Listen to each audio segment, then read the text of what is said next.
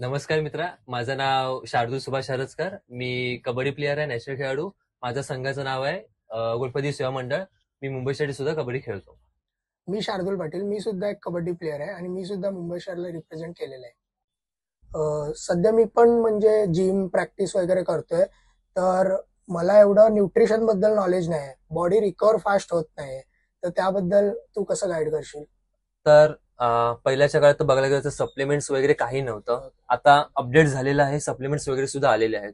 त्याचे काही खेळाडू आहेत, आपले जुने खेळाडू सुद्धा, नवीन खेळाडू सुद्धा, जे आता वेगाने खेळता आहेत, म्हणजे त्यांचे स्किल स्टॅमिना इम्प्रूव्ह होत आहेत. तर त्यांचा डाईट प्रॉपर पाहिजे, त्यानंतर सप्लिमेंट पण प्रॉपर पाहिजे. तर तूही प्रयत्न कर की सप्लिमेंट्स प्रॉपर घे, डाईट प्रॉपर घे, बॉडीला रेस्टही तेवढे घे आणि प्रॅक्टिसही तेवढी कर. माझ्यासोबतचे खेळाडू म्हणजे गिव्हअप करतात.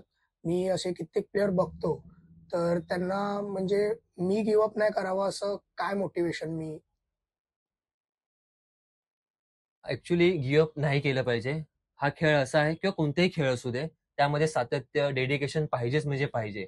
काही खेळाडू असे सुद्धा आहेत, त्यांचं वय निघून गेल्यावर तरी तुझा ते जॉबला लागलेले आहेत. असं नाही की असं कोणताच खेळ नाही की लगेच खेळलं आणि लगेच जॉब मिळाला. आपण आपली मेहनत 100% दाखवायची आहे, मेहनतीचं फळ नक्कीच मिळतं. खूप खेळाडू असे आहेत ज्यांना खूप लेट जॉब मिळालेला आहे, पण त्यांना जॉब मिळालेला आहे. तर तू मेहनत चालू ठेव, तुझं डाईट प्रॉपर ठेव, तुझे हेल्थ सप्लिमेंट प्रॉपर ठेव, रेस्टही प्रॉपर ठेव, यश नक्कीच मिळेल. जर आपल्याला पण त्यांच्यासारखं म्हणजे बेस्ट बनायचं असेल, तर कशा प्रकारे मेहनत केली पाहिजे?